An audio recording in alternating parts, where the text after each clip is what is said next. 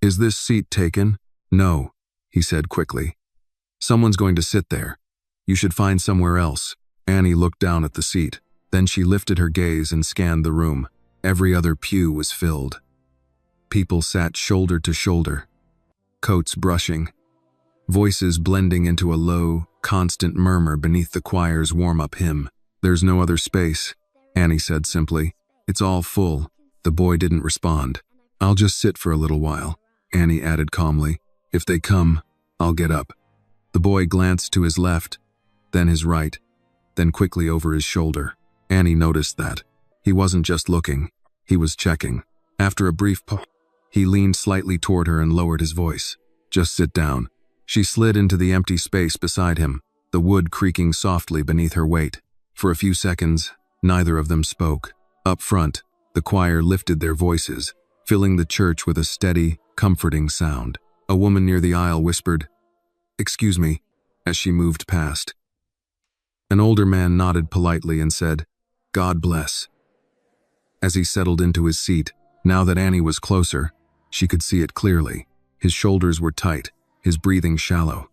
His eyes still moved small, quick glances that always circled back to the same places. He wasn't waiting for someone he knew. He leaned slightly toward her again. "You can stay," he murmured. "Just don't talk too loud." Annie tilted her head, studying him. "You changed your mind fast." He didn't smile. "I just don't want to be sitting here alone," he said. It wasn't the truth. Not all of it. Annie rested her Bible on her lap and folded her hands neatly over it. "You're not saving a seat," she said quietly. "You're waiting." He didn't answer. So she added, softer now, "For something you don't like." That made him pause. Then, slowly, he turned to look at her. "Why are you looking at the door like that?" Annie asked. He hesitated. "You're not going to tell anyone?" he whispered. Annie shrugged lightly. "Tell them what?" He swallowed. "There's this woman," he said. "I don't know her, but she said she knows things about my dad. Business things. Stuff that matters." Annie listened without interrupting. "She told me to come here," he continued. "Alone. And to keep this seat open so I'd know it was her when she sat down."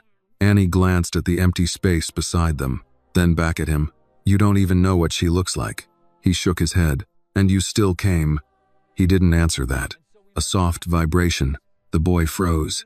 Annie heard it too, a faint buzzing sound coming from his pocket. He stiffened, then quickly reached inside and pulled out his phone. His eyes darted around again before he answered, pressing it close to his ear. "Hello?" he whispered. There was a pause. Annie couldn't hear the voice clearly at first, just the faint sound of someone speaking on the other end. Then the boy's expression changed. His back straightened, his fingers tightened around the phone. "I'm here," he said. A woman's voice, calm, controlled. "There's someone sitting next to you." Annie's eyes flicked toward him. The boy went still. "What?" he whispered. "I told you to keep the seat empty." The voice continued, faint but unmistakable now. "You need to stand up. Walk to the back. Don't make it obvious." The boy's gaze shifted slowly toward Annie. "Now," the voice said. The phone call ended. For a second, the boy didn't move. Then he started to stand. Annie reached out, not grabbing, not pulling, just lightly touching his sleeve. "Wait," she said. He paused. "She saw you," he said quietly. "She knows I'm not alone." Annie nodded once. Calm. "That means she's watching," she said. He blinked. Annie leaned slightly closer, her voice steady. "If she can see you," she continued, "then she can see where you go next." The boy hesitated. "I have to go," he said. "She told me, and she told you not to tell anyone," Annie interrupted gently, "and to come alone, and to wait exactly where she said." He stopped. Annie's voice softened. "That's a lot of rules," she said. "For someone who says they're trying to help." The boy looked at her. "She said it was important," he murmured. Annie nodded again. "Maybe it is," she said, "but that doesn't mean you have to do everything she says." The boy glanced toward the back of the church, then toward the door, then back at Annie. "What if she leaves?" he asked. Annie gave a small, thoughtful shrug. Then she wasn't planning to stay anyway. He exhaled slowly. After a moment, the boy lowered himself back into his seat. His phone rested loosely in his hand now. For the first time since she'd arrived, He didn't look at the door. He looked at Annie. Annie turned her head and looked at him fully now. "This could be a setup," she said quietly. He blinked. "What?" "A trap," she clarified. "An adult you don't know? Asking you to come alone? Telling you not to tell your dad? And then giving you instructions like that?" She gave a small shake of her head. "That's not how people help." Noah frowned slightly, trying to follow. "She said she had information," he insisted, but it sounded more like he was repeating something than believing it. Annie nodded once. "Maybe she does." Then she leaned just a little closer. "But if she really wanted to give it to you," she said, "she wouldn't make you sneak around to get it." He looked down at his hands again. Annie continued, her tone still calm, still steady. "You're a kid," she said simply. "You're not supposed to handle things like that without your dad knowing." Noah's jaw tightened slightly. "I just didn't want him to worry," he said. Annie's expression softened for a second, but only a second. "He's already going to worry," she replied gently, "especially if you're not where you're supposed to be." He knew it. Annie glanced toward the side door again, then toward the back of the church, then back at him. "If she's watching," Annie said, lowering her voice even more, "then she's waiting for you to do exactly what she told you." Noah swallowed. "Yeah." Annie gave a small nod. "So we don't do that." "What do we do then?" he asked. Annie didn't answer right away. She glanced around again, not quickly, not nervously. Slowly, carefully. The way someone checks a room without making it obvious. Annie leaned in just a little. "We leave," she said. Noah blinked. "Now?" She nodded. "While it's busy." He hesitated. "What if she sees us?" Annie gave a small shrug. "She already sees you," she said. "That's the problem. If this moment made you feel the tension and think twice about who to trust, take a second to like this video and tell me in the comments where you are watching from. And if you enjoy powerful stories like this, make sure you subscribe so you do not miss what comes next." That was also true. He looked toward the back again, then toward the door, then back at Annie. "And if we stay," she added, "we're doing exactly what she wants." That made him pause. Annie shifted slightly on the pew, her voice now just above a whisper. "When everyone stands again," she said, "we don't stand up straight." He frowned. "What?" "We go low," Annie explained. "Like we dropped something. Or like we're moving through the aisle. People won't notice if we're not at eye level." Noah stared at her. "That works?" Annie gave a small, almost casual shrug. "People don't look down much." He glanced around. Everyone's attention was forward, or at each other, or at the choir. No one was watching the floor. No one was watching them. "And then what?" he asked. Annie answered without hesitation. "We go out with everyone else," she said. "Not fast, not slow, just like we belong there." He took that in. "And then?" he asked again. This time, Annie tapped lightly on his phone. "Then you call your dad," she said. He stiffened slightly. "Right away," she added. "Not later, not after, right then." He hesitated. "I didn't want to." "I know," Annie said gently. "But this isn't something you fix by yourself." Noah looked down at the phone again, then at the empty seat, then back at Annie. For a moment, he didn't say anything. Then he gave a small nod. "Okay." Annie straightened just slightly. "Now," she whispered. Noah took a breath. Then, together, they both leaned forward, heads lowered, shoulders slightly hunched, like they were searching for something near their feet. From the outside, it looked like nothing. Two kids adjusting themselves in a crowded pew. No one paid attention. They slid out into the aisle, staying low for just a second longer before straightening naturally with the movement of the crowd. People stepped around them without noticing. "Sorry." "Excuse me." "Go ahead, sweetheart." They moved with the flow of people, blending into it, carried forward by something bigger than both of them. As they neared the exit, Annie spoke again, just quietly enough for him to hear. "When we get outside," she said, "you call him." Noah nodded. His grip tightened slightly around the phone. They stepped out into the open air with the rest of the crowd. For a moment, the world felt louder. The church doors opened wide, and the quiet hum of voices inside spilled out into the streetcar engines, distant sirens, the low rumble of the city moving on without them. The late afternoon light had shifted into something softer, stretching long shadows across the sidewalk. People gathered in small groups near the entrance, talking, laughing, shaking hands. "Good to see you," Drive safe. God bless. No one looked twice at Annie and Noah. They were just two kids stepping out of church like everyone else. Annie didn't stop right at the door. She kept walking.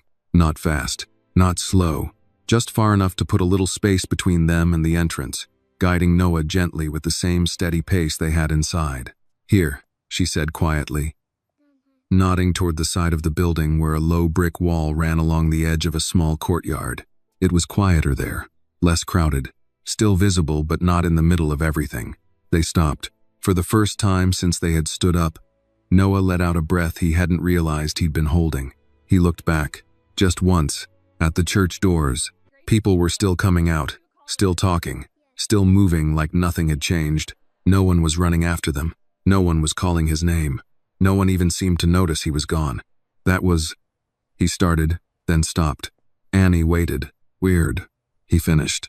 Annie gave a small nod. "Yeah," she said. She didn't say more than that. She didn't need to. The quiet settled between them again, but it was different now. Less tight, less uncertain. Noah looked down at his phone. It was still in his hand. He turned it over slowly, staring at the screen like it might tell him what to do next. Annie noticed that. "You said you'd call him," she reminded him gently. He nodded. "I know." But he didn't move. Not yet. Annie leaned back lightly against the brick wall, her hand still resting on her Bible. "What's his number?" she asked. Noah gave a small, almost automatic answer. "I have it." "Then call him." He hesitated. "I should explain first," he said. "Like, what happened? Or why I came?" Annie tilted her head slightly. "You can explain while he's coming," she said. That made him pause. The idea was simple, obvious, even, but it hadn't crossed his mind. "He's going to be mad," Noah admitted quietly. Annie thought about that for a second. "Maybe," she said. Then she added, "But he's also going to be glad you called." Noah looked at her, not fully convinced, but not arguing either. He glanced down at the phone again. Then, slowly, he unlocked it. His fingers hovered over the screen, hesitating for just a second longer. Then he pressed the call button. The phone rang. Once, twice, 3 times. Each second felt longer than it should have. Noah shifted his weight slightly, his free hand tightening at his side. Then, the line clicked. A voice came through. Low. Controlled. Alert. "Noah." Noah straightened a little. "Dad," he said. Annie watched his face carefully. The moment he heard that voice, something changed in him. Not everything, but enough. "I'm okay," Noah said quickly. I needed to call you." There was a pause on the other end. Not silence, not confusion, something sharper. "Where are you?" his father asked. Noah glanced at Annie, then at the building beside them. "I'm outside the church," he said. The one on Luke's. He looked around, searching for a sign. Annie pointed quietly to the street name carved into the corner of the brick wall. "Maple and 8th. Noah finished. Another pause. Shorter this time. "I'm on my way," his father said. No questions, no hesitation, just a decision. "Stay where you are." The call ended. Noah lowered the phone slowly. He didn't speak right away. Annie didn't rush him. "You see?" she said after a moment. He nodded. "He didn't even ask what happened," Noah said. "He will," Annie replied. "Just not before he gets to you." Noah thought about that, then gave a small nod. That makes sense. They stood there quietly for a few seconds. The crowd from the church was thinning now. Cars pulled away from the curb. A few people lingered near the steps, finishing conversations. The world kept moving. Noah looked down at his phone again. It buzzed. Both of them saw it. The same unknown number. The screen lit up. For a second, neither of them moved. Then Noah turned the phone slightly, showing Annie. He didn't answer. He didn't even reach for it. He just looked. Annie studied the screen, then looked back at him. "You don't have to pick it up," she said. He nodded. "I know." The phone kept buzzing, then stopped. The screen went dark again. Nothing happened. No one appeared. No voice called out. Just quiet. Noah exhaled slowly. "That feels different now," he said. Annie tilted her head. "What does?" "The call," he said. "Before, it felt like I had to answer. And now?" He looked at the phone again, then slipped it into his pocket. "Now it just feels like a call." Annie gave a small smile. Not big, not obvious, but real. That's because you made a choice, she said. He looked at her. You didn't let someone else make it for you. Noah leaned back slightly against the wall beside her. For the first time since they met, he didn't look tense, just thoughtful. After a moment, he spoke again. Why did you stay? He asked. Annie blinked. What? You could have just found another seat, he said. Or gone back to your mom. Annie shrugged lightly. You looked like you needed someone to sit there, she said. He frowned a little. Even if I said it was taken? She nodded. Sometimes people say things that aren't really about the seat. That made him pause. Then, slowly, he smiled. Just a little. Not because anything was funny, but because something made sense. In the distance, a black car turned the corner. It slowed as it approached the church. Annie noticed it. Not because it was loud, because it wasn't. It moved smoothly, quietly, like it knew exactly where it was going. Noah saw it too. His posture shifted slightly, not tense, not scared, just aware. That's him, he said. Annie didn't ask how he knew. Some things didn't need explaining. The car pulled up along the curb. It hadn't even fully stopped before the door opened. A man stepped out, tall, focused. His eyes moved quickly, taking in the scene, the people, the space. Then they landed on Noah, and didn't move again. Noah pushed himself off the wall. He didn't run. He just walked forward. But there was something in that walk, something certain, something that hadn't been there before. Annie stayed where she was, watching, quiet. The man reached him in a few steps. He didn't speak right away. He just looked at him. Then, without hesitation, he placed a hand on Noah's shoulder. Solid, steady. You're all right? He asked. Noah nodded. I'm okay. The man exhaled, slow, controlled. Then his gaze shifted to Annie. She stood a few feet away, small against the brick wall, her Bible still in her hands. He looked at her for a moment. Not long, but long enough to understand. Then he gave a small nod. Thank you, he said. Annie nodded back. Simple. No big moment. No big words. Just understood. And for the first time that afternoon, everything felt exactly where it was supposed to be. The man didn't raise his voice. He didn't need to. Standing there on the sidewalk, one hand still resting on Noah's shoulder, he carried a kind of quiet authority that made the space around him feel organized. Not tense, not loud, just controlled. Tell me what happened, he said. His tone wasn't sharp. It wasn't soft either. It was the kind of voice that expected an answer but didn't rush it. Noah glanced briefly at Annie, then back at his father. There was a woman, he began. She contacted me, said she knew things about your business, things that weren't supposed to be public. The man's expression didn't change, but Annie noticed something subtle. His hand on Noah's shoulder tightened just slightly. Go on, he said. She told me to come to the church, Noah continued. Alone, and to keep a seat open so she could sit next to me. A pause. I didn't tell you because I thought I could figure it out first. The words came out a little faster at the end, like he knew that part mattered. The man nodded once, not approving, not upset, just acknowledging. And? He asked. Noah hesitated. Then he glanced at Annie again. She helped me see it didn't make sense, he said. The man followed his gaze, looked at Annie again, this time longer, more carefully. Annie didn't look away. She stood straight, her small hand still wrapped around her Bible, her posture calm in a way that didn't try to impress anyone. She said it might be a setup, Noah added. The man's eyes shifted back to his son. And you believed her? Noah nodded. Yeah. Another pause. The man exhaled slowly, then removed his hand from Noah's shoulder and straightened his coat. Good, he said. Just that. Good. It wasn't what Noah expected. It showed in the way his eyebrows lifted slightly. You're not mad? He asked. The man looked at him. Not cold, not warm. Honest. I'm concerned, he said. There's a difference. That landed. Noah nodded slowly. I should have told you, he admitted. Yes, his father said. No anger, just truth. Then, after a beat, he added, but you called. Noah looked up. That mattered too. The man turned slightly, his attention shifting outward now to the street, the church, the people still moving around them. His gaze sharpened, not obvious, but deliberate. Annie saw it. He wasn't just listening anymore. He was assessing. Did she call again? He asked. Noah reached into his pocket and pulled out his phone. "She did," he said. "I didn't answer." "Show me." Noah handed it over. The man glanced at the screen, his eyes moving quickly, absorbing details without comment. Then he handed it back. "All right," he said quietly. That was all. No long explanation, no visible reaction. But something had shifted. Annie felt it. The air around them seemed more focused now, like invisible pieces had started to move into place. The man turned back to her. "What's your name?" he asked. "Annie," she replied.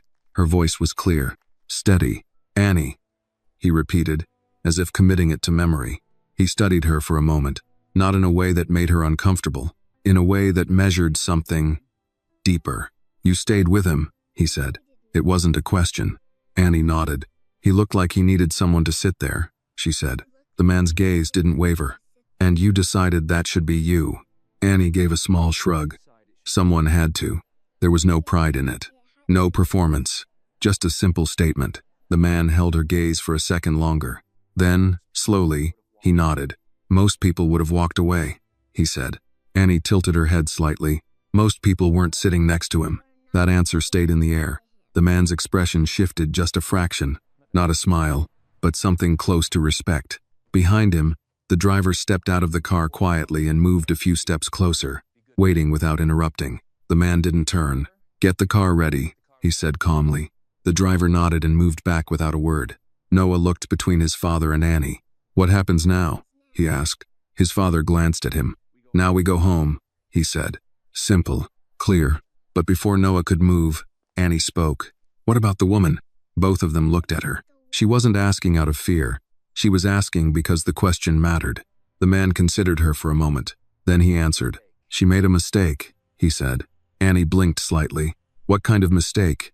His gaze shifted briefly toward the church, then back to her. "She assumed my son would be alone." The words were quiet, but they carried weight. Annie nodded slowly. That made sense. Noah glanced at her, then back at his father. "She told me not to tell you," he said. "I know," his father replied. "And to come alone." A pause. "And you didn't," the man said. Noah exhaled quietly. That mattered. Annie watched the exchange carefully. Not the words, the space between them. There was something there, something steady, something built over time. Trust, not perfect, but real. The man reached into his coat pocket, then paused. He looked at Annie again. "Where are your parents?" he asked. "I came with my grandmother," Annie said. "She's still inside."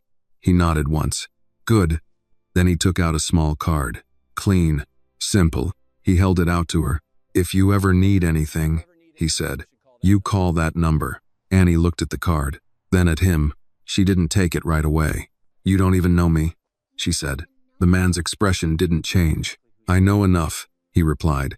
That answer was different, not something most adults said. Annie reached out and took the card, carefully, like it meant something. "Thank you," she said. The man inclined his head slightly. "You did something important today," he said. Annie shook her head gently. "I just sat down," she replied. He almost smiled. "Almost. Sometimes," he said. "That's where everything starts." The car door opened behind him. He turned back to Noah. "Let's go." Noah hesitated. Then he looked at Annie. "Are you going to be okay?" he asked. Annie nodded. "Yeah." A small pause. Then she added, "You too." He gave a quick nod, then turned and walked toward the car. This time, his steps were steady. Not rushed, not uncertain, just sure. The man followed, then stopped briefly before getting in. He looked back at Annie one last time. Not to check, not to question, just to remember. Then he stepped into the car. The door closed softly. The engine started. And as the car pulled away from the curb, Annie stood there with the card in her hand, the late afternoon light warming the edges of the moment. Inside the church, the choir began another song. Outside, the world kept moving, but Annie knew something had changed. Not loudly, not dramatically, just quietly, the way important things always do. Annie stood there for a long moment after the car disappeared around the corner. She didn't move right away. The card rested in her hand, light but somehow heavier than it should have been. She turned it over once, then again, tracing the clean edges with her thumb. No bright colors, no extra words, Just a name and a number, printed in a way that didn't need attention to be important. She slipped it carefully into her Bible. Not her pocket, not loose, somewhere safe. Behind her, the church doors opened again, and the familiar hum of voices returned, softer now as the crowd thinned. "Annie?" She turned. Her grandmother stood a few steps away, coat wrapped tightly around her shoulders, her expression calm but observant in the way older people had when they already knew something had happened. They just didn't know what yet. "There you are," she said, walking closer. "I was looking for you." Annie nodded. "I was outside. I can see that," her grandmother replied gently. She glanced toward the street, then back at Annie. "You all right?" Annie didn't answer right away. She thought about the empty seat, the phone call, the way Noah's voice had changed when he heard his father. Then she nodded. "Yeah," she said. "I'm okay." Her grandmother studied her for a second longer. Not suspicious, just measuring. Then she gave a small nod. "All right," she said. "Let's head home. It's getting cold." They started walking, side by side. The city had settled into that early evening rhythm, lights beginning to turn on in windows, traffic picking up, people moving with a little more purpose now that the day was ending. "Did you make a friend?" her grandmother asked after a moment. Annie looked up at her. "Kind of." Her grandmother smiled faintly. "That usually means yes." Annie thought about that. Then she said, "His name's Noah." Her grandmother nodded. "Good name." They walked a few more steps. Then Annie added, "He needed help." Her grandmother didn't react right away. She didn't ask questions. She just said, "And you helped him." It wasn't a question. Annie nodded. "Yeah." Her grandmother glanced down at her, her eyes soft but steady. "That's a good thing," she said. Annie looked ahead again. The sidewalk stretched out in front of them, long and familiar. "I think he was scared," Annie said quietly. Her grandmother's voice was gentle. "Most people are, at some point." Annie considered that, then asked, "Even grown-ups?" Her grandmother smiled slightly. "Especially grown-ups." That answer stayed with Annie as they reached the corner. The light changed. They crossed the street together. Back in the car, Noah sat in the back seat, his hands resting loosely on his knees. He hadn't spoken since they left. Not because he didn't have anything to say, because he didn't know where to start. His father sat in front, angled slightly toward him, not fully turned, but present, listening, even in silence. For a few minutes, the only sound was the quiet hum of the engine and the soft rhythm of tires against the road. Then, "You did the right thing." Noah looked up. His father hadn't turned around. He was looking out the window, but the words were meant for him. Noah shifted slightly. "I almost didn't," he admitted. "That's not what matters," his father said. A pause. "What matters is that you did." Noah thought about that. Then he leaned back against the seat, letting the words settle. "She figured it out," he said after a moment. His father's eyes flicked briefly to the rearview mirror. "The girl," Noah nodded. "She said it didn't make sense," he continued. "That if someone wanted to help, they wouldn't make me hide it from you." Another pause. She was right. His father didn't answer immediately. Then, quietly, he said, "Yes." Noah looked down at his hands. "She wasn't scared," he added. This time, his father did glance back, just for a second. "That doesn't mean she wasn't careful," he said. Noah nodded slowly. That sounded right too. The car turned onto a wider street, the buildings growing taller, the lights brighter. "Do you know who she was?" Noah asked. His father shook his head slightly. "No, a beat, but I intend to." Noah didn't ask what that meant. He didn't need to. Some answers came later. Some things adults handled in ways kids didn't have to understand yet. The car slowed as they approached a gated entrance. The gates opened without a sound. Noah watched as they drove through, the outside world slipping quietly behind them. Inside, everything was still, orderly, controlled, safe. The car came to a stop. Before Noah could open the door, his father spoke again. "Next time," he said, his voice calm but firm. "You come to me first." Noah nodded. "I will." No hesitation, no argument, just truth.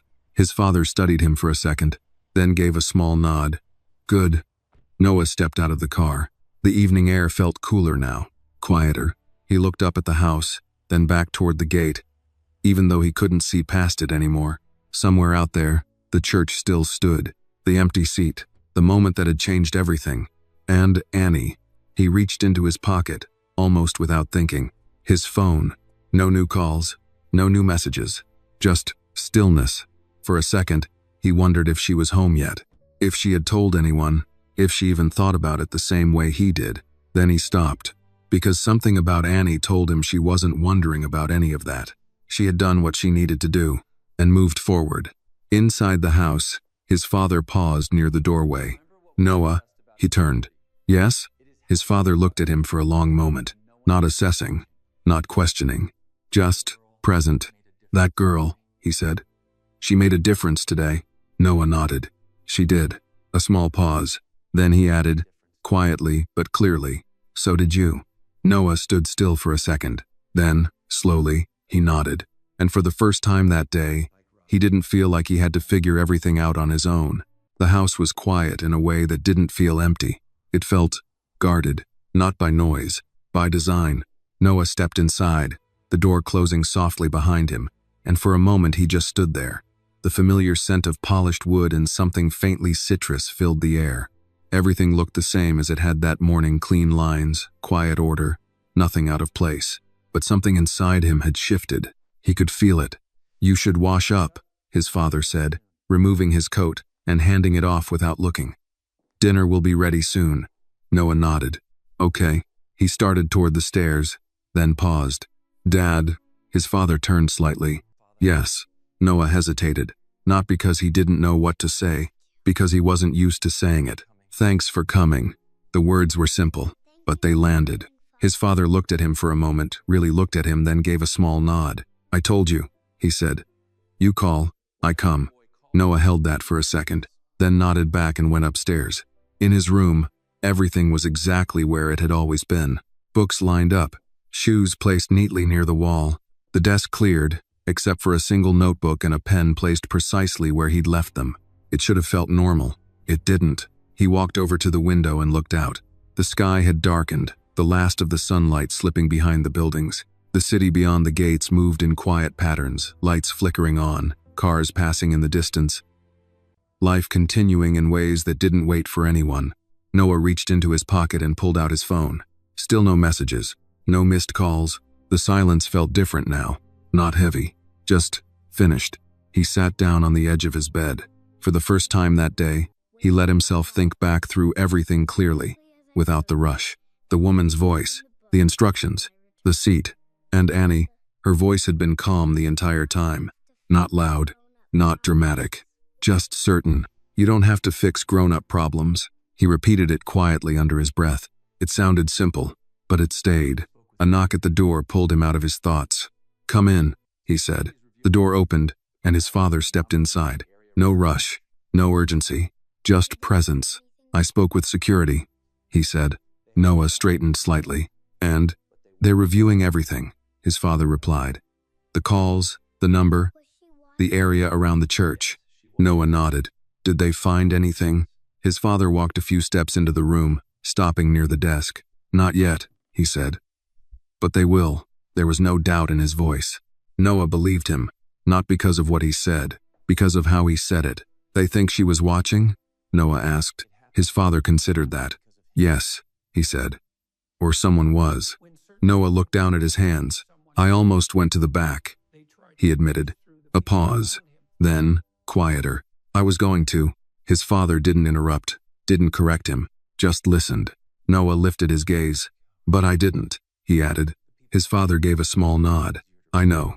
Noah hesitated, then asked the question that had been sitting in the back of his mind since they left the church. "Why me?" The room grew still. His father didn't answer right away.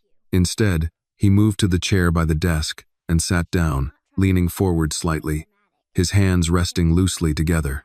"Because of me," he said. Noah frowned. "What does that mean?" "It means," his father said carefully, "that sometimes, when people can't reach you directly, they try to reach you through the people around you." Noah processed that. "They wanted something from you," he said. "Yes, and they thought I'd be easier." His father held his gaze. "They were wrong." The words were steady, certain. Noah felt something settle in his chest. Not pride. Not exactly. Just clarity. "They didn't know I'd meet Annie," he said. "For the first time, Something shifted in his father's expression. Not surprise. Recognition.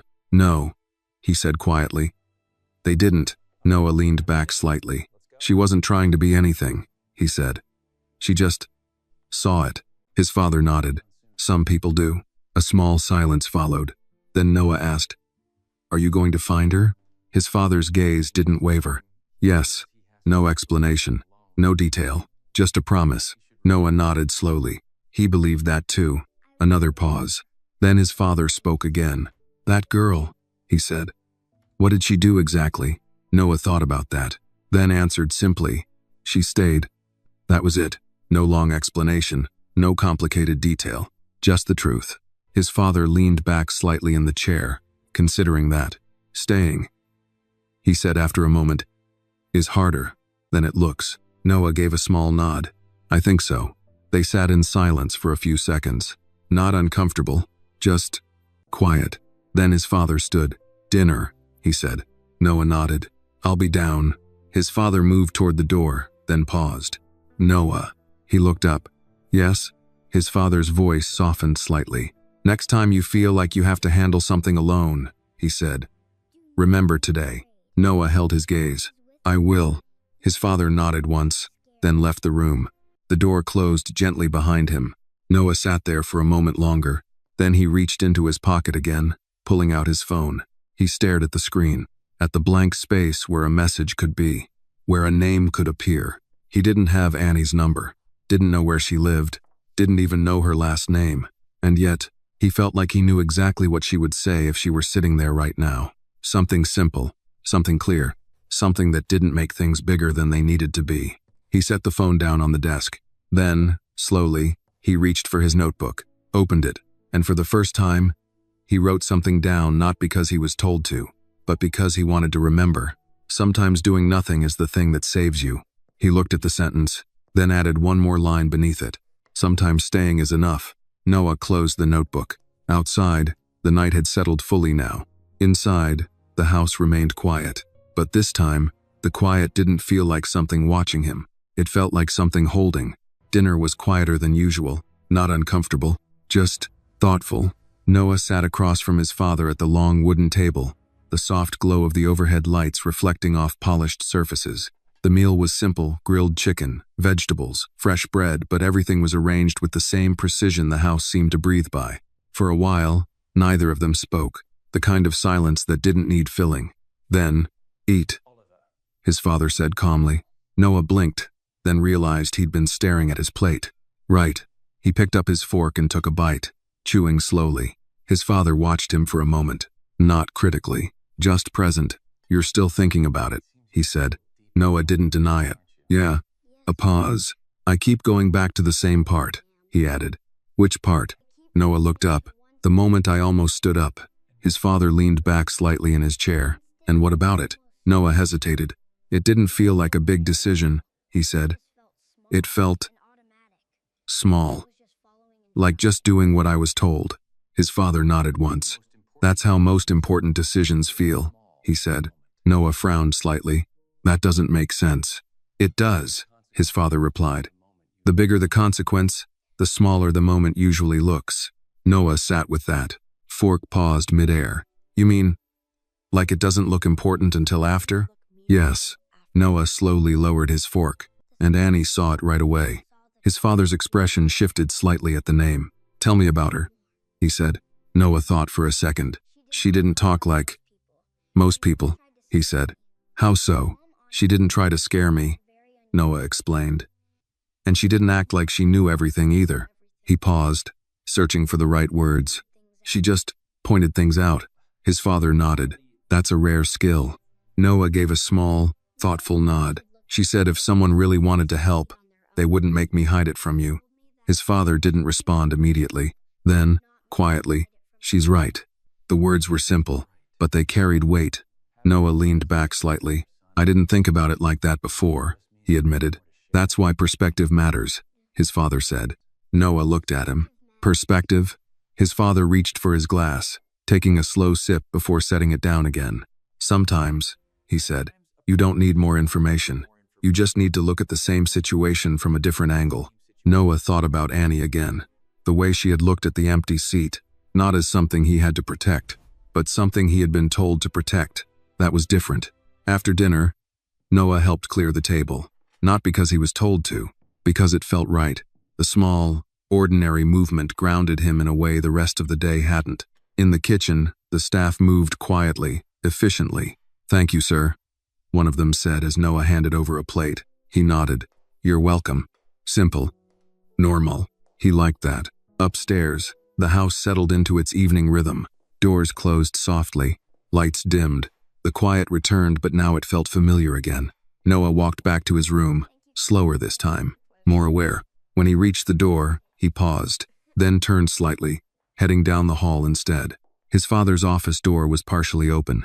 A soft light spilled out into the hallway. Noah knocked gently. "Come in." He stepped inside. His father stood by the window, phone in hand, speaking in a low voice. "I want everything cross-checked," he was saying. Not just the number, the timing, the location. Who was there? A pause. No assumptions. Another pause. "Good. Keep me updated." He ended the call and turned. "Noah." Noah shifted slightly. "Sorry," he said. "I didn't mean to interrupt." "You didn't," his father replied. He gestured toward the chair. "What is it?" Noah stepped in, then stopped halfway. "I was just thinking," he said. His father waited. Noah took a breath. If Annie hadn't been there, he didn't finish the sentence. He didn't need to. His father understood. "Yes," he said. A quiet acknowledgement. Noah looked down. "Do you think she knew how important it was?" His father considered that, then shook his head slightly. "No," he said. Noah looked up. "Then why did she do it?" His father's expression softened just a fraction. "Because it was the right thing," he said. Noah held that answer.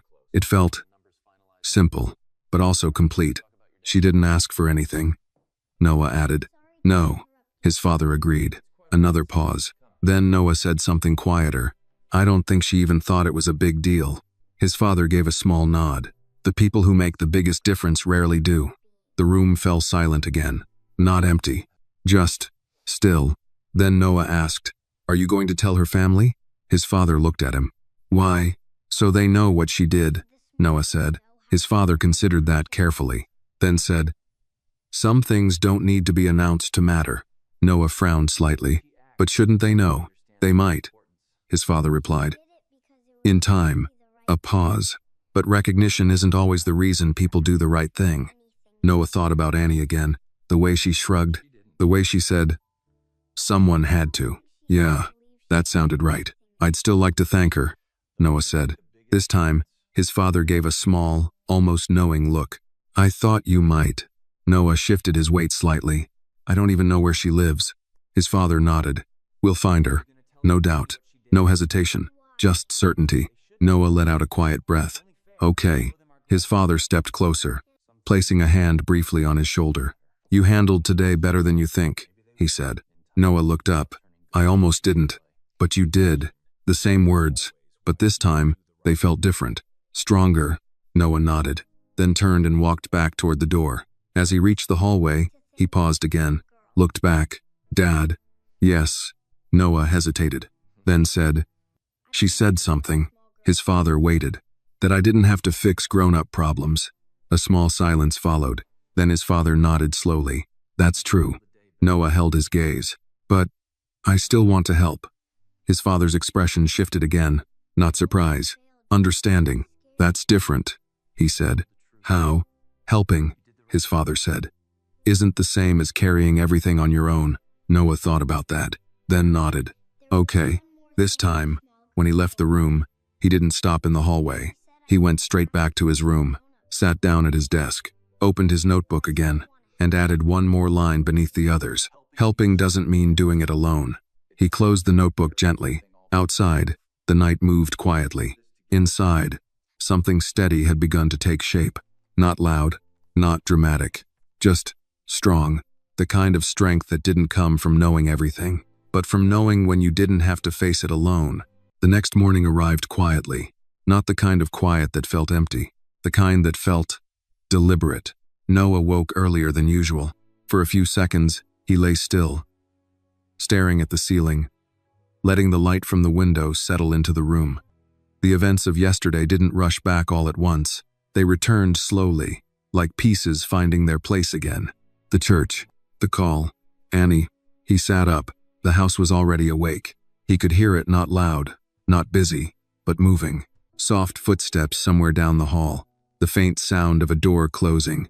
The low hum of something starting in the kitchen.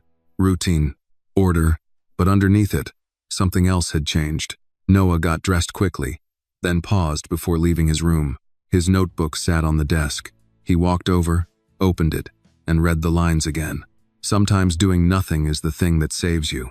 Sometimes staying is enough. Helping doesn't mean doing it alone. He closed the notebook gently, then headed downstairs. His father was already in the dining room, not eating, working.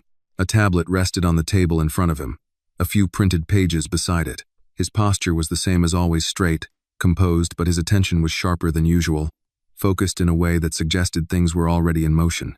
Noah stepped in. Morning. His father looked up immediately. Good morning. Noah sat down across from him. For a moment, neither spoke. Then Noah asked, "Did they find anything?" His father didn't answer right away. He tapped once on the tablet, then set it aside. "Yes," he said. Noah straightened slightly. "What?" His father leaned back in his chair. "The number that called you," he said. "It's not registered to a person." Noah frowned. "What does that mean?" "It means it was used for one purpose," his father replied. "And then discarded." Noah processed that. "So, they planned it?" "Yes." The word was calm. "Certain." Noah looked down at the table, then back up. "Do they know who it was?" His father shook his head slightly. "Not yet." A pause. "But we know where they were." That made Noah pause. "At the church." His father nodded. "And near it." Noah felt a small shift in his chest. Not fear, awareness. "They were watching," he said. "Yes." Noah leaned back slightly. "And they saw me leave." His father studied him for a moment. "Yes," he said. "They did." Noah didn't respond right away. He thought about that. The moment they stood up, the moment they walked out, the moment everything changed. "They didn't stop us," he said quietly. His father nodded once. "No." "Why?" His father's answer came without hesitation. "Because they weren't ready to act." Noah frowned slightly. "What does that mean?" "It means," his father said, "they were testing something." The room grew still. "Testing me?" Noah asked. His father held his gaze. "Testing access," he said. Noah sat with that, then asked, "So, what happens now?" His father didn't rush the answer. "Now," he said, "we make sure they don't get a second chance." The words were calm, but there was something under them. Final. Breakfast arrived quietly. Plates placed. Coffee poured. Noah picked up his fork, but his attention wasn't on the food. "Are they dangerous?" he asked. His father looked at him. "Yes," he said. No hesitation, no softening, just truth. Noah nodded slowly. He appreciated that, more than being told everything was fine. "Are we safe?" he asked next. His father's expression didn't change. "Yes." The answer was just as certain. Noah believed that too, not because danger didn't exist, but because his father didn't say things unless he meant them. After breakfast, Noah headed toward the front hall. "School?" his father asked. Noah paused. "Yeah, a small beat, unless you think I shouldn't." His father shook his head. "You go," he said. "You keep your routine." Noah nodded. "Okay." He reached for his bag, then stopped. "Are you going to find Annie today?" he asked. His father's gaze shifted slightly. "Yes." The same answer as before, but this time, it felt closer. Noah gave a small nod. "Good." Outside, the air was crisp, cool enough to wake him up fully. The car was already waiting. He got in, settling into the seat as the door closed softly behind him. As they pulled away, Noah looked out the window. The city passed by in quiet motion, people walking, lights changing, life continuing like nothing unusual had happened. But for him, something had. At school, everything felt normal, too normal. Kids talked about homework, about games, about things that seemed smaller now, not unimportant, just different. Noah sat at his desk, listening, answering when he needed to, but part of his mind stayed somewhere else. Back at the church, back at that moment. At lunch, one of his classmates leaned over. "You okay?" he asked. Noah blinked. Yeah. Why? You're quiet. Noah shrugged slightly. Just thinking. The boy nodded like that made sense. About what? Noah hesitated, then said, about how sometimes small things matter more than they look.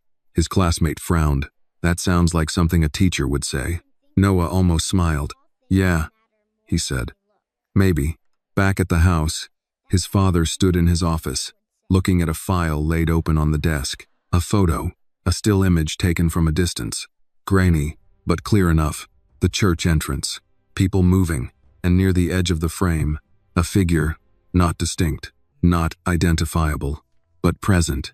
He studied it for a long moment, then looked at the second image. Another angle, another moment. The same figure, watching. His phone rang. He answered without looking away. Yes. A voice on the other end spoke quickly. He listened, didn't interrupt, then said, Good, continue.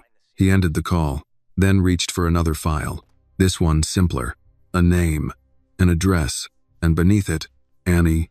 He looked at it for a long second, then closed the file gently. Sometimes, he said quietly to the empty room, the smallest person in the room sees the clearest. Outside, the day continued, but the pieces were moving now, and this time, they were moving in his direction. The afternoon moved slower than the morning, not because time had changed, because Noah had. He sat in class, his notebook open. The teacher's voice steady at the front of the room. Numbers filled the board. Instructions followed one after another. Pens moved. Pages turned. Everything continued the way it always did. But Noah found himself noticing different things. The pause before someone raised their hand. The way a classmate hesitated before answering. The quiet glance between two students who understood something without speaking. Small moments. The kind you didn't usually see unless you were looking for them. And now, he was. When the final bell rang, the room shifted instantly. Chairs scraped. Voices rose. Bags zipped. Kids moved quickly, eager to leave, to talk, to forget about the structure of the day. Noah didn't rush. He packed his things carefully, the same way he always did. But his mind was somewhere else, on a brick wall beside a church, on a quiet voice saying, You don't have to do this alone. Outside, the air was cooler than it had been in the morning. The sky had softened into that pale afternoon gray that made everything feel quieter than it really was. The car was already waiting. As Noah stepped inside, he noticed something immediately. His father wasn't there. That wasn't unusual, but today, it felt different. Home? The driver asked. Noah paused, then nodded. Yeah. The car pulled away from the curb. For a few minutes, neither of them spoke. Then Noah leaned forward slightly. Did my dad leave already? He asked. The driver glanced at him briefly in the mirror. Yes, sir. Did he say where he was going? A small pause. No, sir. That was expected. His father didn't explain everything, but Noah had a feeling, and for the first time, he asked something he normally wouldn't. Can we go somewhere else first? The driver hesitated. Where, sir? Noah looked out the window. At the passing streets, at the people walking. Then he said it. The church. The driver didn't answer immediately. Then, I'll need to confirm. Noah nodded. I understand. The car slowed slightly as the driver made a call. Quiet, professional, brief. Then he hung up. We can go, he said. Noah leaned back in his seat. Thank you. The rest of the drive passed in silence. But it wasn't the same silence as before. This one felt intentional, like a choice. When they arrived, the church looked different. Not because it had changed, because it wasn't full. The doors were closed, the steps empty, the hum of voices gone. It stood there quietly, like a place that had finished its work for the day. The car stopped. Noah stepped out. The air felt still. He walked up the steps slowly, stopping near the entrance. For a moment, he just stood there, looking, remembering. Then he turned, not toward the door, toward the side. The brick wall, the place where he and Annie had stood. It was empty now. Of course it was, but it didn't feel empty. Not really. He walked over and leaned lightly against it, the same way he had the day before. He could almost hear it again. Her voice, calm, clear. That's a lot of rules. For someone who says they're trying to help. He let out a small breath, then looked down at his hands, still steady. That surprised him. You came back. The voice wasn't Annie's. Noah turned. His father stood a few steps away, hands in his coat pockets, watching him, not surprised, just aware. Noah straightened. "I wanted to see it again," he said. His father nodded once. "That's a good instinct." Noah looked at him. "You came here too." It wasn't a question. His father didn't deny it. "Yes." A pause. "I wanted to understand the space." Noah glanced around. "The same space?" His father stepped closer. "Not exactly," he said. "The same place looks different depending on when you stand in it." Noah thought about that, then nodded. "That makes sense." They stood there side by side for a moment, the quiet of the empty church settling around them. Then Noah asked, "Did you find her?" His father didn't answer immediately. Instead, he looked toward the street, then back at Noah. "Yes," he said. Noah's chest tightened slightly, not fear, anticipation. "And?" His father studied him for a moment. "She's exactly who you said she was." Noah blinked. "What does that mean?" "It means," his father said, "she didn't act out of fear, or curiosity, or gain." A pause. "She acted because she saw something that wasn't right." Noah nodded slowly. "Yeah, that sounded like Annie." "Is she okay?" he asked. His father's expression didn't change. "She is." Noah exhaled quietly. "Good."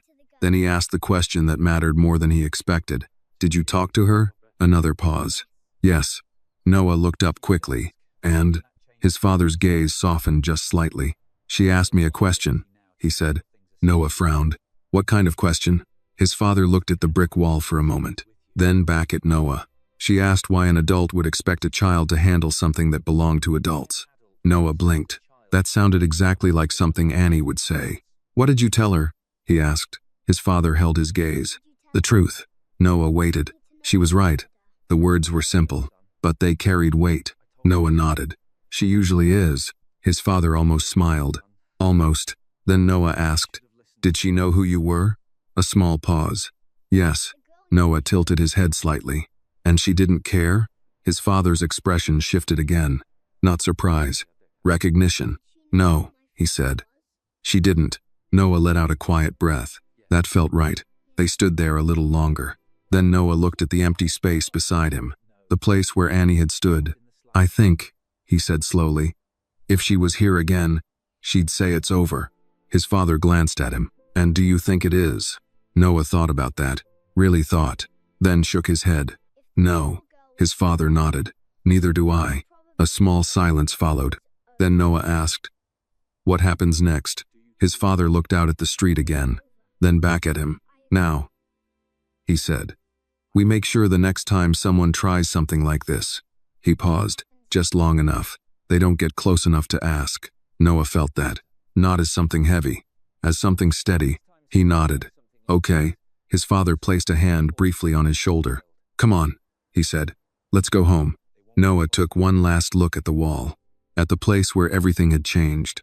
Then he turned, and this time, he didn't feel like he was leaving something behind. He felt like he understood it.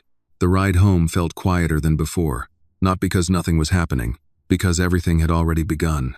Noah sat in the back seat, his gaze drifting past the window as the city moved around him. Buildings passed. People crossed streets. Lights shifted from green to red and back again, but his thoughts stayed behind.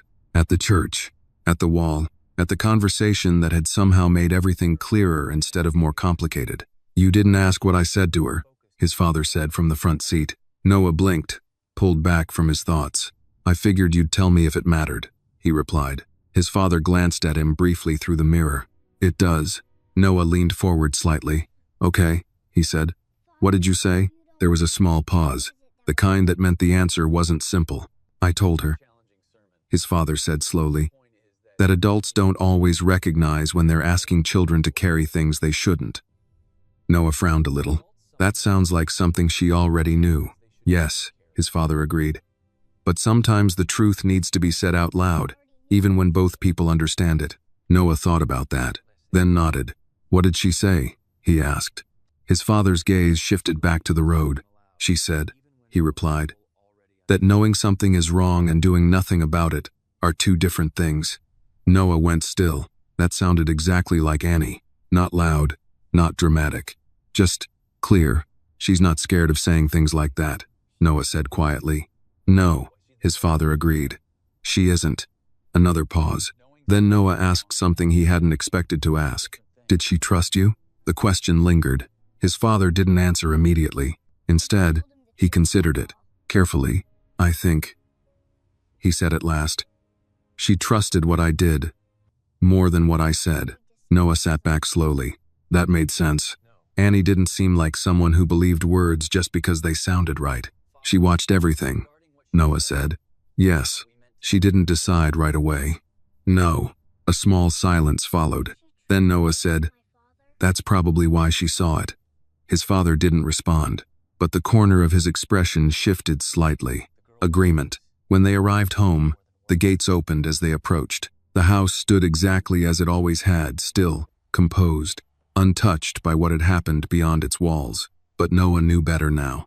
Things didn't have to look different to be different. Inside, the evening had settled in. Lights were dimmer, the air quieter, but there was movement beneath it. Subtle, intentional. His father didn't go to the dining room this time. He turned toward his office. Noah. He stopped. Yes? His father looked at him. We're going to talk to someone tonight. Noah frowned slightly. Who? A man who believes information can be used without consequence, his father said. Noah processed that. The woman? He asked. No, his father replied. Someone behind her. Noah's posture shifted slightly. Not fear. Focus. Am I supposed to be there? His father studied him for a moment, then shook his head. No. A pause. This part is mine. Noah nodded. He understood. Helping didn't mean being in every room. Okay. He turned to head upstairs, then stopped. Dad? His father looked at him again. Yes? Noah hesitated, then said, she said something else. His father waited. That people who make things complicated usually don't want you to see what's simple. The room grew quiet. His father held his gaze, then nodded slowly. She's right. Noah gave a small nod back, then went upstairs. In his room, he didn't go to the window this time. He went straight to his desk, opened his notebook, read the lines again, then added one more. Simple things are easier to see when you stop being told where to look. He closed the notebook, sat there for a moment, then leaned back in his chair. Downstairs, the house shifted. Doors opened. Footsteps moved. Voices low, controlled, deliberate, began to carry through the walls, not loud enough to hear clearly, but present enough to know something was happening. Noah didn't go down. He didn't try to listen. He stayed where he was, because for the first time, he understood something he hadn't before. Not every part of a situation belonged to him, and that was okay. Hours passed. The night deepened. At some point, he lay down on his bed, not intending to sleep, but he did. When he woke, the house was still, completely still. He sat up slowly. The clock read later than he expected. For a moment, he just listened. Nothing. Then, a soft knock at his door. Come in. His father stepped inside, not in a rush, not tense, just finished. Noah studied him, not looking for answers, looking for signs. Is it over? He asked. His father closed the door behind him. Yes. The word was quiet, but complete. Noah exhaled slowly. Did they get what they wanted? He asked. His father's expression didn't change. No. A pause. They won't try again. Noah nodded. He believed that. Not because it sounded reassuring, because it sounded final. His father stepped further into the room, then said something unexpected. You were part of that outcome. Noah frowned slightly. I didn't do anything. His father shook his head. You chose not to do something, he said. A beat, and that changed everything. Noah sat with that, then looked down at his hands, then back up. She said that too, he murmured. His father's gaze softened just slightly. I know. A small silence followed. Then Noah asked, Are you going to see her again? His father didn't hesitate. Yes. Noah nodded. Good. He lay back against the pillows. The room felt different now. Not heavy, not uncertain, just settled. His father turned toward the door, then paused. Noah. He looked up. Yes. His father held his gaze for a moment, then said, You don't need to look for trouble to prove you can handle it. Noah nodded slowly. I know. A pause. Then he added, But if it shows up, his father gave a small, knowing nod. You won't ignore it. Noah smiled faintly. Yeah. His father opened the door, stepped out, and the house returned to silence. But this time, it wasn't the kind of silence that waited. It was the kind that meant something had already been handled, and somewhere in the quiet of that night, a lesson had settled into place. Not loud, not forced, just understood. The next day didn't arrive with urgency. It arrived with clarity. Noah noticed it the moment he opened his eyes. There was no lingering tension in his chest. No unfinished question waiting at the edge of his thoughts. Just a quiet awareness that something had been resolved, not loudly, not dramatically, but completely. He sat up slowly, letting the morning light settle across the room. For a moment, he didn't move. Then he reached for his notebook. He didn't open it right away. He just held it, because now it meant something more than before. Finally, he flipped it open and read the lines again. Sometimes doing nothing is the thing that saves you. Sometimes staying is enough. Helping doesn't mean doing it alone. Simple things are easier to see when you stop being told where to look. He traced the last line lightly with his finger, then added one more beneath it. Knowing when something is over is part of knowing what mattered. He closed the notebook, and for the first time since the church, he didn't feel like he was looking for answers anymore. He felt like he had them. Downstairs, the house moved in its usual rhythm. Breakfast was already set. His father sat at the table, not working this time. Just there. That alone told Noah something had shifted. "Morning," Noah said. "Good morning." Noah sat down. For a few seconds, neither spoke. Then Noah asked, "You slept?" His father gave a small nod. "Yes." It wasn't a long answer, but it was honest. Noah nodded back. That mattered. They ate quietly for a moment.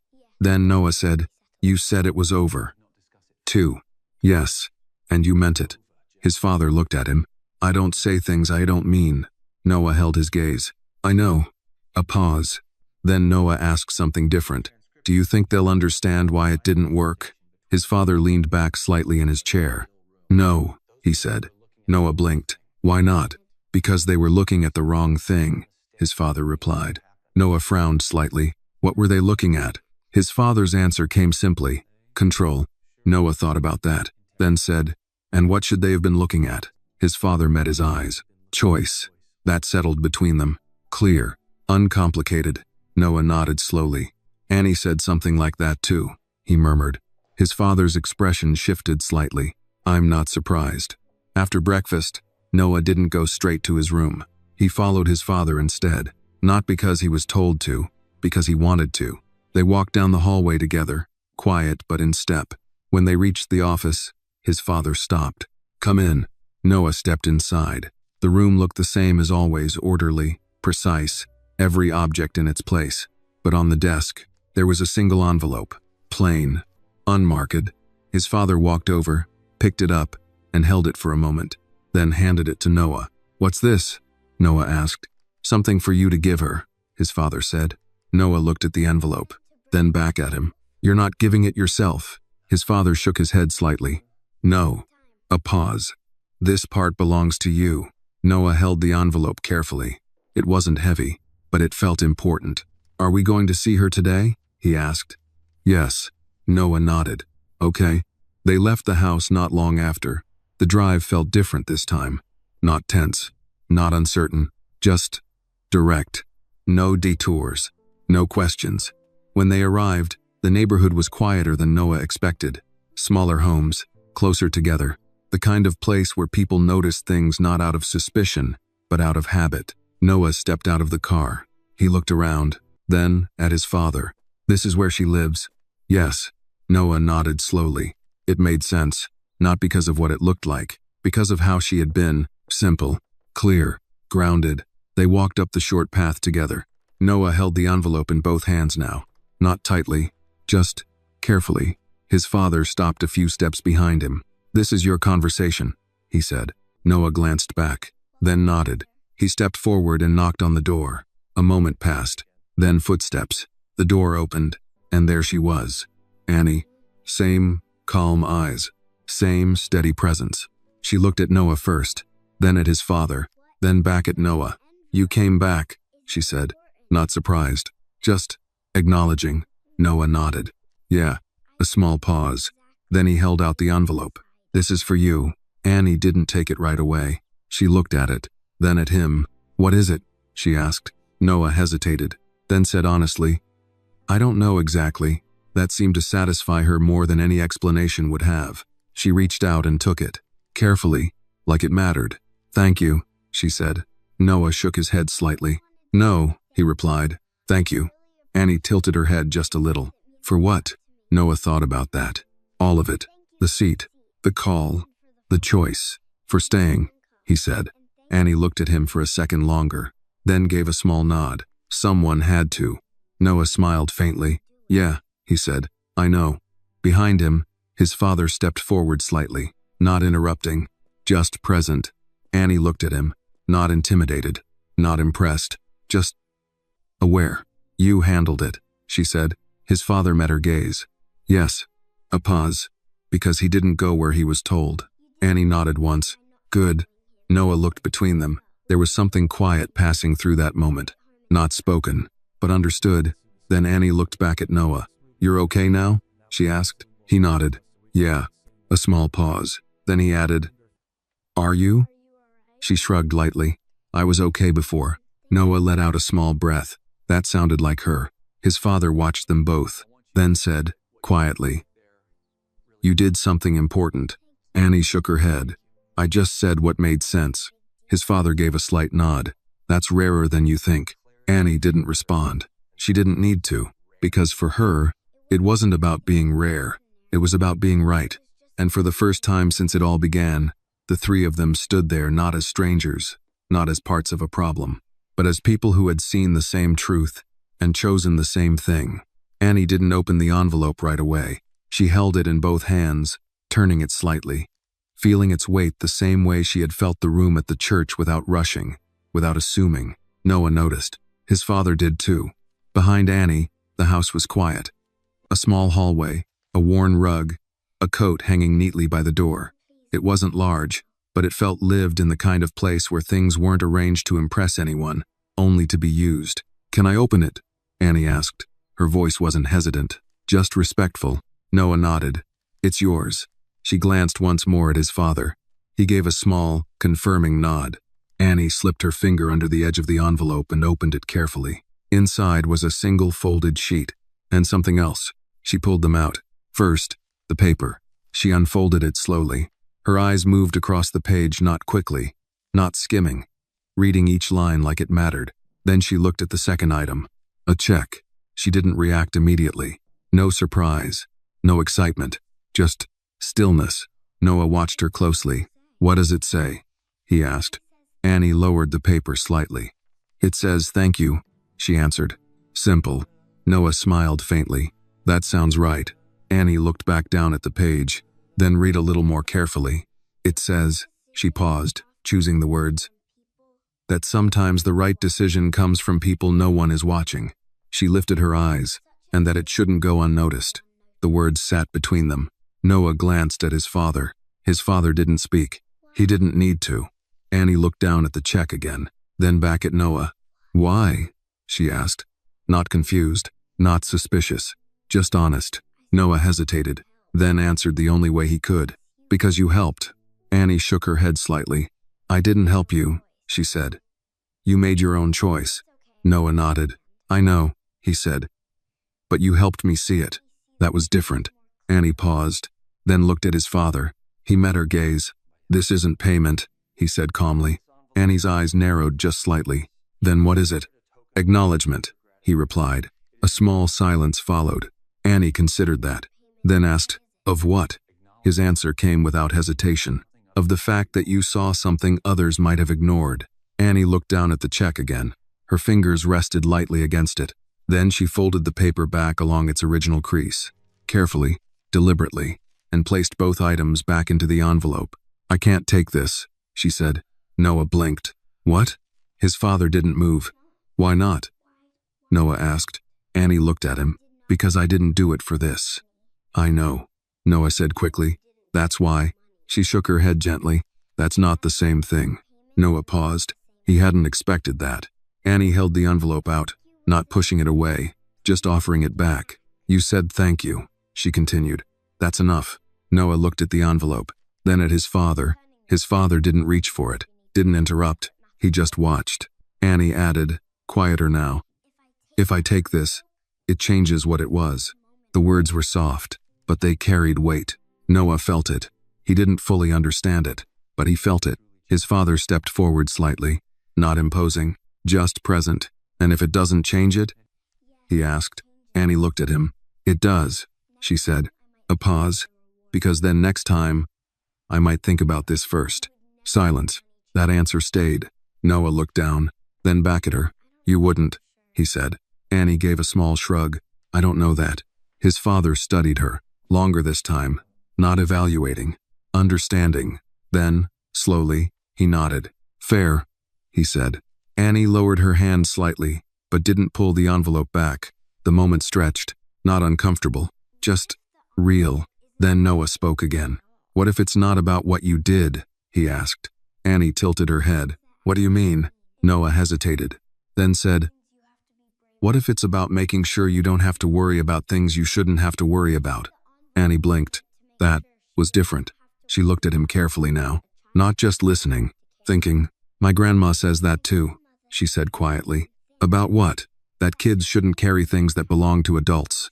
Noah nodded. That's what my dad said. Annie glanced between them, then back at the envelope. Her fingers tightened slightly, not rejecting it, not accepting it, just holding the moment. What would you do? She asked suddenly. Noah blinked. With what? If it was you, she said. Would you take it? Noah didn't answer right away. He thought about it, really thought. Then he shook his head. No. Annie's eyes softened slightly. Why not? He looked at her. Because then it wouldn't feel the same, he said. A small silence followed. Then Annie nodded. Yeah. She extended the envelope again. This time, his father took it. Not reluctantly, not insistently, just accepting her decision. Understood, he said. No argument, no persuasion, just respect. Annie gave a small nod. Thank you. Noah looked between them. Something had just happened. Something quiet, but important. His father placed the envelope back into his coat, then looked at Annie again. There's something else, he said. Annie waited. If you ever need help, he continued, you don't have to earn it first. That made her pause. Really pause, because that was different. No condition, no exchange. Just offered. She nodded slowly. Okay. Noah smiled faintly. That sounds more like you, he said. His father glanced at him briefly, then back at Annie. The moment settled. Complete. Not because something had been given, but because something had been understood. Annie stepped back slightly. Well, she said. I should probably go help my grandma. Noah nodded. Yeah. A small pause. Then he added, I'm glad I came back. Annie gave a small, simple smile. Me too. His father stepped back as well, giving space. As they turned to leave, Annie spoke one more time. Hey, Noah. He turned. Yeah? She looked at him. Calm. Steady. You did the hard part. Noah frowned slightly. I didn't do anything. Annie shook her head. You didn't do what you were told, she said. A beat. That's harder. Noah held her gaze, then nodded. Okay. And as he walked away, he realized something. The hardest decisions didn't feel big when you made them, but they changed everything after. The walk back to the car felt different from the walk to the door. Quieter, not because no one was speaking, but because nothing needed to be said right away. Noah walked beside his father, hands in his pockets, his steps slower than before. Not hesitant, just thoughtful. Behind them, the door to Annie's house closed softly. No sound of finality, just closure. They reached the car. The driver opened the door without a word. Noah got in first. His father followed. The door shut, and for a moment, the world outside stayed exactly where it was. Small houses, narrow streets, the ordinary rhythm of a place that didn't need to announce itself. The car pulled away. Noah looked out the window again. But this time, he wasn't searching for anything. He was replaying. Not the danger, not the call, the choices. She really meant it, Noah said after a while. His father didn't ask what he meant. Yes, he replied. Noah shifted slightly in his seat. She didn't even think about it like we did. No, his father said. She thought about it the way it actually was. Noah glanced at him. What's the difference? His father rested his arm lightly against the door. We tend to make things more complicated than they are, he said. She removes what doesn't matter. Noah considered that, then nodded slowly. Yeah, he said. That sounds like her. A small pause. Then Noah asked something quieter. Did I make it more complicated? His father turned his head slightly. Of course, he said. Noah blinked. Oh, there was no criticism in the answer, just truth. Then his father added, that's how people learn. Noah relaxed slightly. Okay. The city shifted as they drove. Buildings grew taller again. Streets widened. The rhythm changed, but Noah's thoughts stayed behind, somewhere between a wooden pew and a brick wall. She said something before we left, Noah said. His father waited. That not doing what you're told is harder than it sounds. His father nodded once. It is. Why? Noah asked. His father didn't answer immediately. He looked out the window for a moment, then back at Noah. Because most people are taught to follow instructions before they're taught to question them, he said. Noah thought about that. And questioning feels like doing something wrong, he added. Yes. Noah leaned back. But sometimes it's the right thing. Yes. The answer came just as clearly. The car slowed as they approached the gates. They opened without a sound. The house came into view again, unchanged, steady, waiting. But Noah didn't feel like he was returning to the same place. He felt like he was bringing something back with him. Inside, the house was quiet, not empty, just settled. Noah stepped in and paused for a second. Not because he had to, because he noticed the same floor, the same light, the same silence. But now, it felt different. His father moved past him, removing his coat. Noah. He turned. Yes? His father looked at him for a moment. You handled today well. Noah tilted his head slightly. I didn't do anything today. His father shook his head. You understood something today, he said. A pause. That matters more. Noah nodded slowly. Okay. His father gave a small nod back, then turned toward his office. Noah stood there for a moment longer, then headed upstairs. In his room, everything was exactly as he left it. The desk, the notebook, the quiet. He walked over and sat down, opened the notebook again, read every line, then stared at the empty space beneath them. There was still more to say, not because something was missing. Because something had settled, he picked up the pen and wrote, doing the right thing doesn't always feel big when it happens. He paused, then added, but it changes what comes after. He leaned back slightly, reading it again. It felt right, not perfect, but true. He closed the notebook, and for the first time since all of this started, he didn't feel like he was catching up to something. He felt like he was aligned with it. Downstairs, a phone rang briefly, then stopped. A door closed. Soft footsteps crossed the hallway. Life continued. But now Noah understood something he hadn't before. The world didn't always change with noise. Sometimes, it changed because someone saw something clearly and chose differently. That evening, he didn't sit by the window. He didn't check his phone. He didn't replay the moment again. He just sat, still, present, and that was new. Later that night, as the house settled fully into silence, Noah lay in bed, staring at the ceiling, not searching, not questioning, just thinking. About a girl who had no reason to stay, but did. About a voice that didn't try to control, just clarified. About a choice that didn't feel big, but was. He turned slightly, closing his eyes. And just before sleep took him, one final thought passed quietly through his mind. Not everything important announces itself. Some things just happen, and you only realize later. They were the moment everything changed. The morning came gently, no urgency, no unfinished weight, just light. Noah woke before the alarm, his eyes opening to the quiet glow of early sunlight stretching across his ceiling. For a few seconds, he stayed still, listening not for something to happen, but for what was already there. Silence, steady, complete. He sat up slowly, letting the stillness settle inside him instead of pushing it away. There was nothing left to figure out. That surprised him. A few days ago, he would have expected more questions, more conversations, more explanations. But now, there was just understanding. He got up and walked to his desk. The notebook was still there, waiting, but not in the same way. He opened it. Read every line again, one by one, not searching for meaning, recognizing it. Sometimes doing nothing is the thing that saves you. Sometimes staying is enough. Helping doesn't mean doing it alone. Simple things are easier to see when you stop being told where to look. Knowing when something is over is part of knowing what mattered. Doing the right thing doesn't always feel big when it happens, but it changes what comes after. Noah rested his hand lightly on the page. Then, slowly, he added one final line. Some people don't change your life by doing something big, but by helping you see clearly. He sat back, read it once, then closed the notebook. And this time, he didn't feel like anything was missing. Downstairs, the house was already awake, but different, lighter. When Noah entered the dining room, his father was there. Not working, not on a call, just standing by the window, looking out. "Morning," Noah said. His father turned. "Good morning." There was a pause. Not empty, just present. Noah sat down. "Everything's done?" he asked. His father nodded. "Yes." No elaboration, no need. Noah accepted that, not because he didn't care, because he trusted it. They ate quietly, the kind of quiet that didn't need conversation to feel complete. Then, after a few minutes, Noah said, "I think I understand something now." His father looked at him. "What is it?" Noah thought for a second, then said that it wasn't really about the woman. His father didn't interrupt. "Or the call," Noah continued. "Or even the church."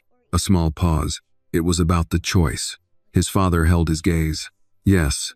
Noah nodded slowly. "And if I had made a different one?" He didn't finish the sentence. He didn't need to. His father said it for him. "Then everything after would have been different." Noah leaned back slightly. "That's what I think too." A small silence followed. Then Noah asked something softer. "Do you think I'll remember this?" His father didn't hesitate. "Yes." Noah tilted his head slightly. "Even later?" "Yes." A pause. "Because it wasn't taught to you," his father said. "You saw it." Noah let that settle, then nodded. "Okay." After breakfast, Noah didn't go upstairs. He walked outside, alone. The air was crisp, clean, quiet in a way the city rarely allowed, but here, inside the gates, it held. He walked a few steps, then stopped, looked up, not at anything specific, just out. He thought about Annie. Not the moment, not the conversation. Here, the way she didn't try to change anything, she just saw it clearly, and that had been enough. He reached into his pocket, pulled out his phone. For a second, he considered something, then stopped, because he realized he didn't need to call, didn't need to check, didn't need to confirm anything. Some connections didn't need to be repeated to remain real. He slipped the phone back into his pocket and just stood there, present.